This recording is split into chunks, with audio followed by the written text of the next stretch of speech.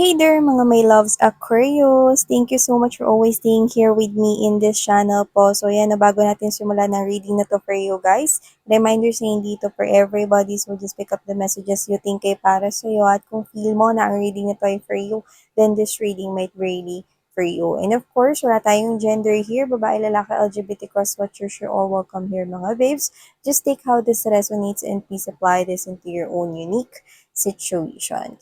Kaya naman, without further ado, let's begin and let's see what do we have here for you.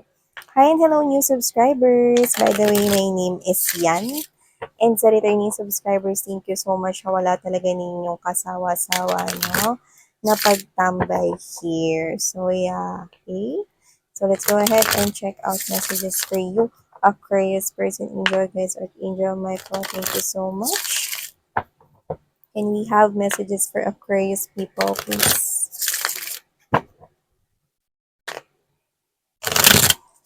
Just gathering up the right energies for you guys.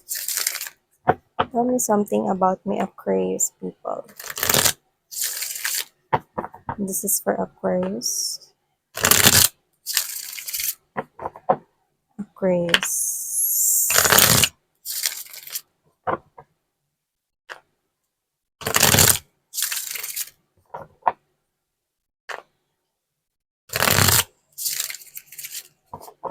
Alright, so let's go ahead and check out the messages for you guys.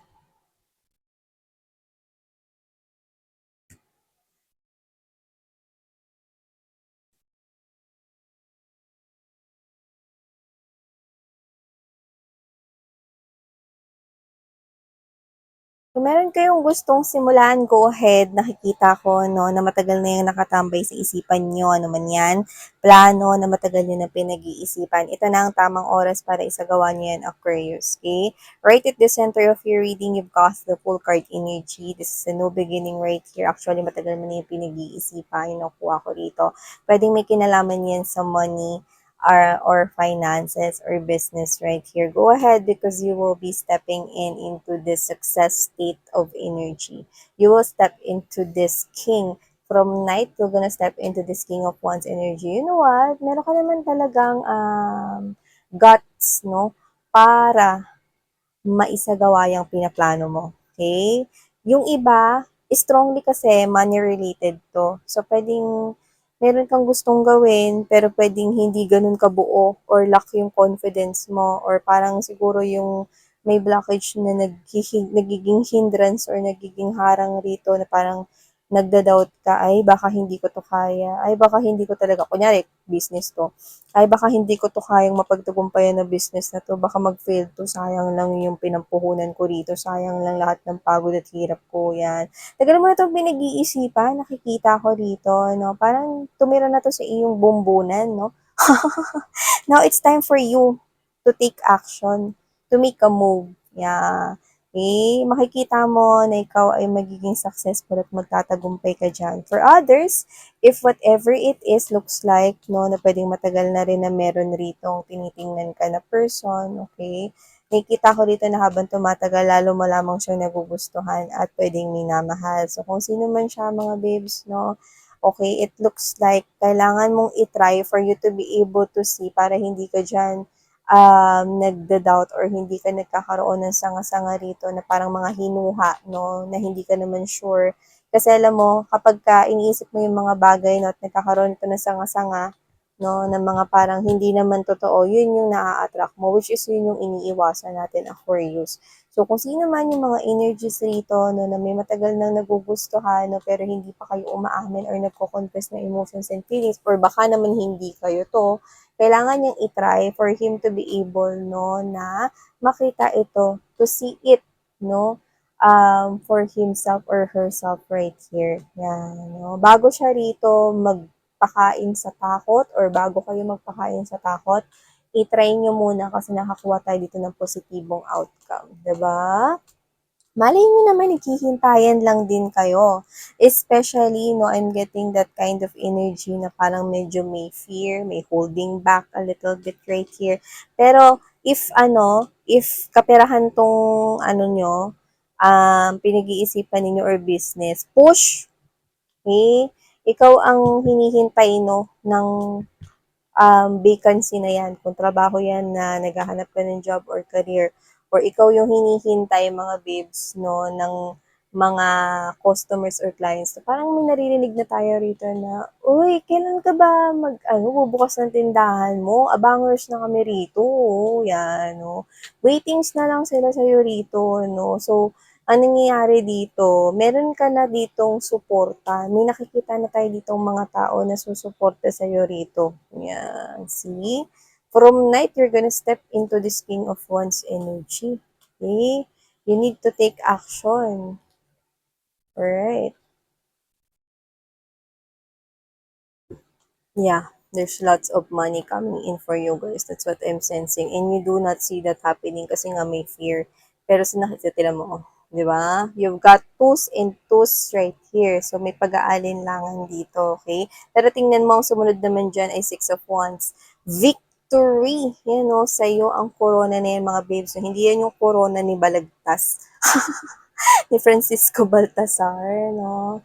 Yan, kundi yan ay, okay, it's a victory over a long battle here. Okay, you should stop this overthinking, doubt, fear, okay? You just need to step into this confidence right here. Iangat yung self-esteem ninyo, iangat yung confidence ninyo, no? Be assertive right here. See, you're gonna win. See, look at that. Big na simulain. Ace of Coins energy. Okay? For a lot of you, we're talking about money. You're gonna juggle here with money. Diba? Ang sarap sa feeling, no, na yung juggle mo rito ay money.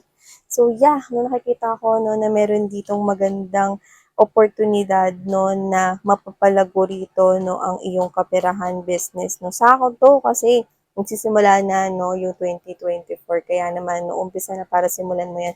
Yung iba, alam nyo, nakakaloka, no? Pero nakuha ko rito, no? Yung paatras na kalendaryo. So, pwedeng talagang yung iba, 5 years nyo na yan pinag-isipan. 6 years, baka 1 decade ago. Okay? Simulan nyo na. Kasi nakakita ko dito ng magandang outcome. Okay? Lalo na kung pera tong tinitingnan ninyo. Okay? Na-mention ko kasi yung usapang heart, no? Kasi nakita ko dito na parang medyo may tameme or natatakot na ma-reject, yan. Umpisa na para itry mo and see for yourself, okay? So, nakikita ko rito na huwag kang mag-move on kung wala ka pa man din ginagawa. Nag-move on na agad, wala pang ginagawa. Yeah, alam mo, the Four of Coins right here, alam mo para sa akin, ang Four of Coins energy is a chest of gold. Ibig sabihin, itong pupuntahan mo na to, which is right at the center of your reading, if you will take a chance and make it happen, take action and do something about this, you're gonna have this. You're gonna bloom like a flower. Okay? Alam mo, makikilala ka dahil dyan, sa business na yan. Okay, makakalat yung pangalan mo. Hindi naman kinakailangan na maging sikat ka, no, kagaya nila Albert Einstein or kung sino mga popular na ating mga artista ngayon, no, around the world. Pero, nakita ko rito, no, yung iba naguluhan. Teka lang, Albert Einstein, miss yan? Artista ba yun? No ka ba? Sikat nga yun eh, all around the world, di ba? Siyempre, ano na yun, no? Another example ni celebrity. Kaya talaga, ano ba yan? Slow. Charos. Sa inyo mga babes na Aquarius, nakikita ko rito na kung saan kayo papunta yan, no? From sa sitwasyon ninyo ngayon, no? Hindi naman kayo walang-wala. Meron kayo, okay? Meron kayo ritong tabing pera or what, no? Yan ay mas lalaki pa. Lalago yan, no? May kakayahan kayo makapag-impok ng malaki, no? Kung ilalagay niyo yan sa bank or sa niyan itatago mga babes, no? Malaki yung may ipon mo. You're going there. You're moving towards here to more money, to more finances. Yan, nakuha natin dito. You will feel more successful, okay? At nakikita ko dito kung business yan, mag expand pa yan. lalago yan, okay? From one branches, magkakaroon ka ng dalawa, at magkakaroon ka pa ng sunod-sunod, no? Because you're gonna step into this King of Wands energy. Yan yung kaya mag-handle, no, ng iba't ibang klase ng work niya, okay? This is someone here who's responsible. So, nakikita ka tatapa ka dyan. Magja-juggle ka talaga ng money rito at yun yung hindi mo nakikita na kaya nga pinapaintindi ko sa'yo. So, nakikita ko dito na umpisa na para tanggalin mo yung takot na yan, especially if nararamdaman mo, no, na hanggang ngayon, bakit may pakiramdam pa rin ako that isagawa ko ito.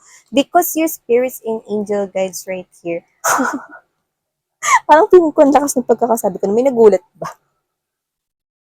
Yan, buwasan nyo kasi yung pagkakape nyo. Diba? So, your spirits and angel guides right here wants you, ibig sabihin, no, na makinig ka sa intuition mo. Kasi kung matagal mo na yung gusto, tapos gusto mo pa rin yan isagawa ngayon, ibig sabihin, there's something in there. Diba?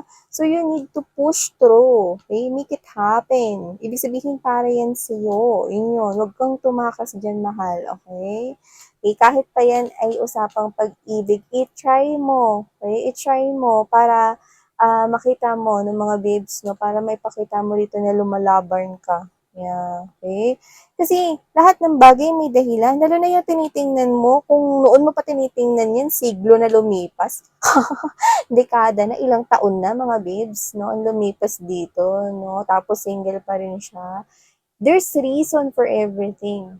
Baka ikaw na lang yung hinihintay niya or baka siya na lang yung hinihintay mo. You need to step up this game, honey, because that is for you. That's definitely for you. There's reason kung bakit nangyayari yung mga bagay-bagay, no, na tumutugma at nakapabor sa inyo. So go ahead and step up this game because this is your own game at wala akong nakikitang ibang main character dito na magpi-finish nito, walang iba kundi ikaw. So, yeah, mga babes, no, push this because I'm seeing that light, okay, at the end of whatever is this. Okay, so thank you so much, Aquarius. Sarang, ano